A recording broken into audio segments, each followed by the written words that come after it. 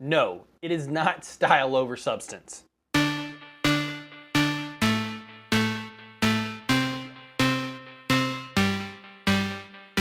Atomic Blonde, starring Charlize Theron, James McAvoy, John Goodman, Sofia Boutella, Toby Jones, and directed by David Leitch. The spy thriller set in Berlin in 1989 uses the fall of the Berlin Wall as a backdrop to its actual story. The narrative is a tried and true spy story, with the list of covert agents' true identities being shopped to the highest bidder. The list contains the name of all agents who have worked in Berlin on all sides.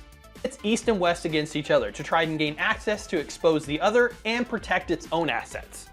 Theron's character Lorraine Broughton is sent in to recover a killed agent who had the list and then track the list down.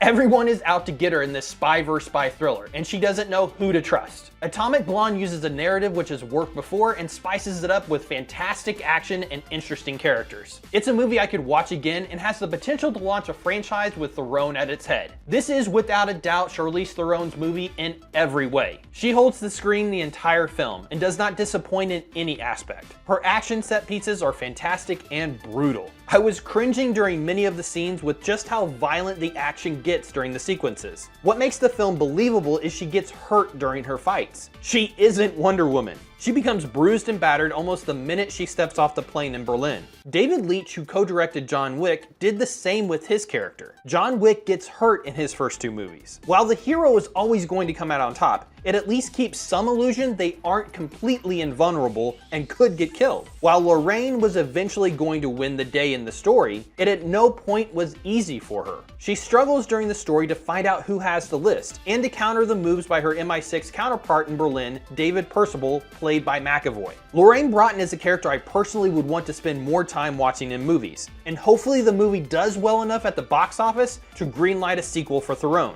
If we can't get a Furiosa movie, maybe this could be your action movie vehicle. McAvoy also doesn't disappoint in the film. He plays the unhinged MI6 operative very well. During the story, it is never clear exactly what side he's on. It eventually becomes clear he's on his own side. Percival simply loves to play the spy game. This is an overriding theme found in most of the movie. The spies who get to this level do it for the excitement of pitting wits against another human. They don't necessarily do it for love of country. They do it for the intrigue. Percival is the perfect embodiment of this thought in the movie. He simply loves being a spy and would probably do anything to keep being one in Berlin. This seems to be his ultimate motive in the film, and it puts him at direct odds with Lorraine through most of the story. He can't come out and directly attack her though, so he must be devious in how he tries to get the best of her. This aspect of the film, along with the fantastic action, is what makes Atomic Blonde a very good spy film overall. Without Percival playing a unique villain for the movie, the story would just be an action movie. There are issues with the movie, and one is how the film ends. I'm not sure how they could have ended the movie to tie it in a neat bow, but the route they took didn't seem to fit on a first watch. Maybe watching it again, the pieces will fall into place. But a movie shouldn't have to be watched more than once to understand a major plot reveal. Watching Sixth Sense again is cool because you pick up all the small tidbits you missed before you realize the plot twist. In Atomic Blonde, to understand the twist, you have to watch the film again. I think this is the biggest downfall in the movie, and it might ruin the enjoyment for many. I didn't hate the ending, but I was hoping for something different. The only other negative is the pacing's a little slow between action sequences. I actually liked the pacing overall because I enjoyed the spy intrigue, which was most of the setup, but I can understand if those don't like it and it's a major complaint. I can't understand if these complaints will make the movie not enjoyable for some, but for me it's still a net positive. I immensely enjoyed Atomic Blonde and look forward to watching it again. When I first saw the original Mission Impossible, I didn't understand that plot twist either. After countless other viewings, it has probably become my favorite in the franchise, because it is the purest of any as a spy film. I don't think the plot twist found in Atomic Blonde is as well executed as the first Mission Impossible, but maybe after more viewings it will become more satisfying. I would suggest going out and seeing Atomic Blonde. The action alone is worth the price of admission, and the spy thriller aspect is icing on the cake. Subscribe and comment and let me know what you thought of Atomic Blonde if you've saw it. If you haven't, what is your favorite Charlize Theron performance? Like, share, subscribe, and all that fun stuff. Thanks for watching.